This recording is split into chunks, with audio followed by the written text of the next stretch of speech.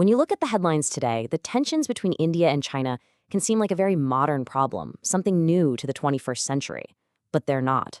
What we're actually seeing is just the latest chapter in a long-running strategic competition for Asia, a modern version of a conflict that was once called the Great Game.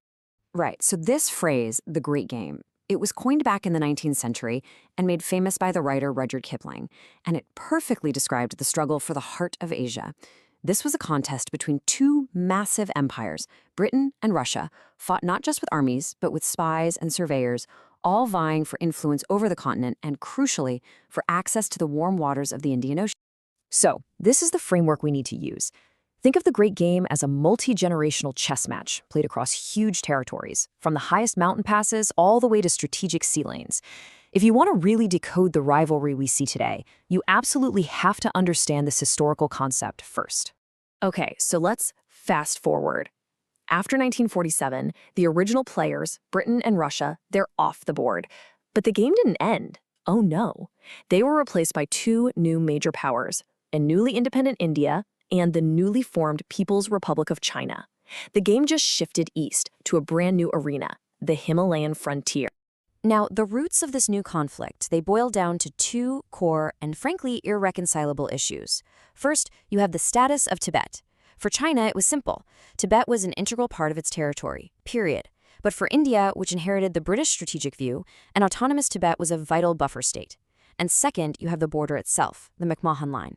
China never, ever recognized it, because to do so would be to admit that Tibet had the authority to sign international treaties.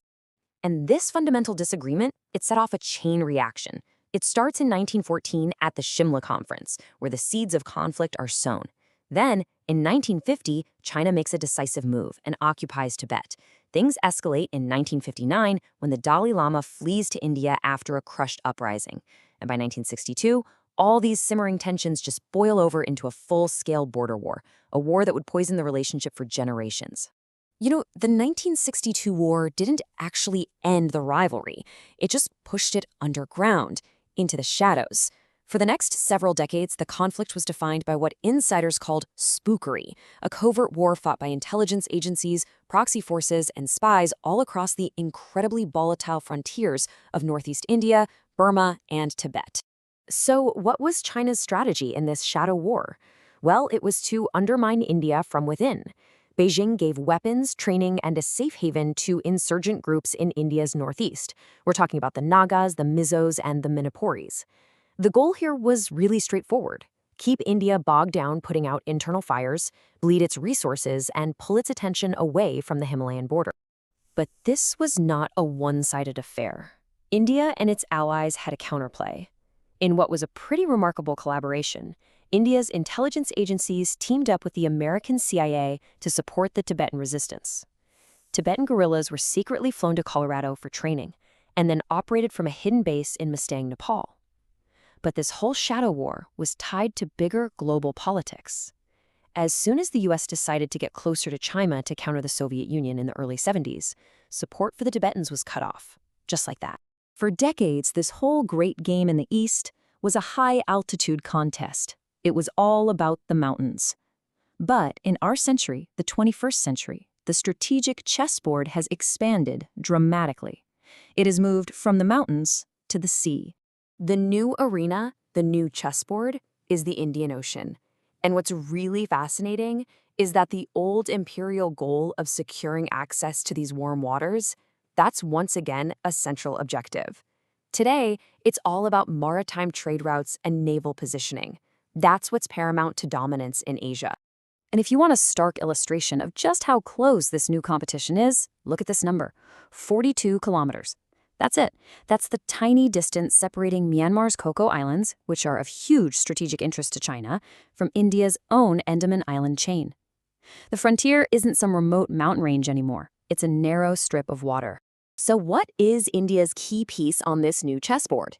It's the Andaman and Nicobar Islands. These islands were once a notorious British penal colony called Kalapani or Black Water. But today, they are India's strategic anchor in the east. They're home to the country's only tri-service military command, and they act as a kind of unsinkable aircraft carrier, allowing India to project its power and keep a close eye on the critical Malacca Strait. So here's the most important thing to understand. These are not separate disputes. The mountains here, the sea there. They represent one continuous, evolving contest for regional supremacy that has been going on for nearly 2 centuries.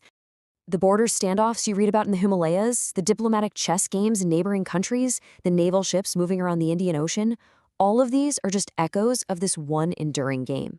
The geography has expanded from land to sea, and the tools have evolved from proxy armies to economic leverage, but the core strategic logic, it has not changed. From Kipling's spies using disguises to today's satellites watching from orbit, the methods always change. But the strategic goals, the imperatives, they don't.